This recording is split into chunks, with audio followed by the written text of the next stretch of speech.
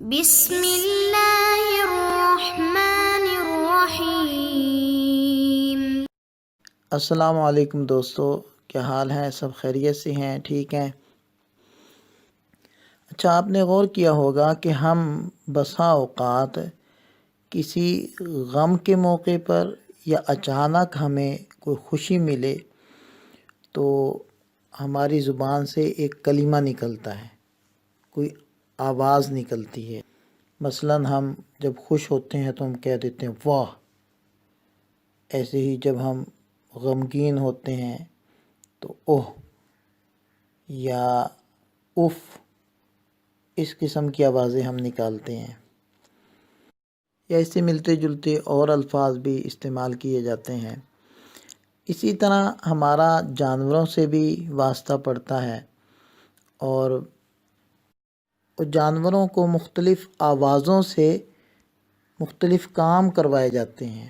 مثال کے طور پر آپ نے دیکھا ہوگا کہ بھینس وغیرہ کو جب پانی پلاتے ہیں نا تو کہہ رہے ہوتے ہیں چھے چھے چھے، مطلب اشارہ ہوتا ہے کہ پانی پیو۔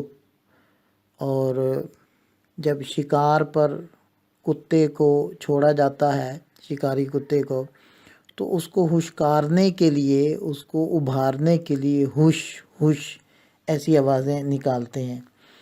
یا آپ نے شاید کبھی دیکھا ہو کہ جب بیلوں کے ذریعے سے کھیتوں میں ہل چلاتے تھے تو کسان بیلوں کو ایک خاص الفاظ سے آواز دیتا ہے، جیسے کھبی کھبی یا سجی سجی اور پیر پیر۔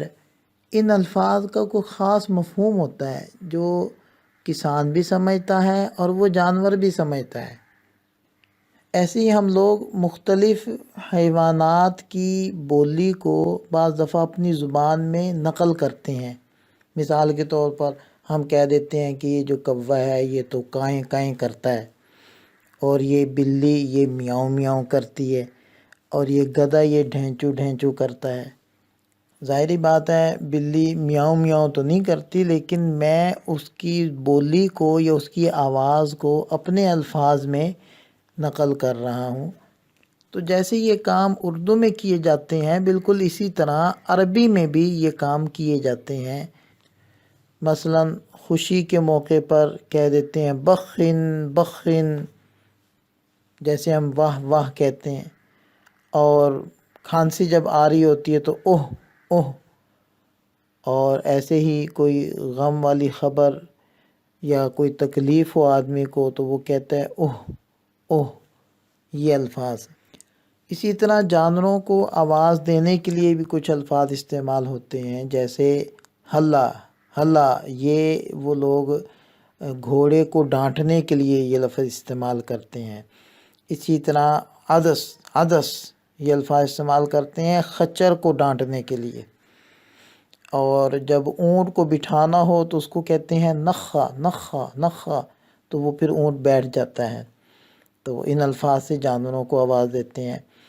اسی طرح عربی میں بھی مختلف حیوانات کی آواز کو نقل کرنے کے لیے الفاظ ہیں، جیسے کہ کوے کی آواز کو نقل کرنے کے لیے کہتے ہیں غاقہ غاقہ، یہ کوّا جو ہے نا غاق غاق کرتا ہے۔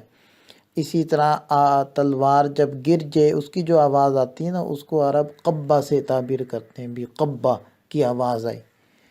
تو یہ جو تینوں قسم کے الفاظ ہیں، یعنی غمی اور خوشی کے اندر بولے جانے والے الفاظ، ایسے ہی کسی جانور کو آواز دینے کے لیے جو الفاظ استعمال ہوتے ہیں، یا کسی جانور کی آواز کو نقل کرنے کے لیے جو الفاظ استعمال ہوتے ہیں، ان تمام کو کہتے ہیں اسماء اصوات۔ اور یہ الفاظ بھی مبنی ہوتے ہیں، یعنی جس شکل میں یا جس لہجے میں ان کو استعمال کیا جاتا ہے اسی شکل میں باقی رہیں گے، بدلیں گے نہیں۔ اگر کلام عرب میں واقع ہو جائیں گے، چاہے رفع حالت میں ہوں، چاہے نصبی حالت میں ہوں، چاہے جری حالت میں ہوں، ان کی ایک ہی شکل برقرار رہے گی۔ تو لہذا یہ بھی اس میں غیر متمکن کے اندر داخل ہوتے ہیں، اور اس میں غیر متمکن کی پانچویں قسم بنتی ہے اسماء اصوات۔ ان کو خوب اچھی طریقے سے دہرا لیں۔ اللہ تعالیٰ ہم سب کا حامی و ناصر ہو، دعاؤں میں یاد رکھیے گا۔ السلام علیکم۔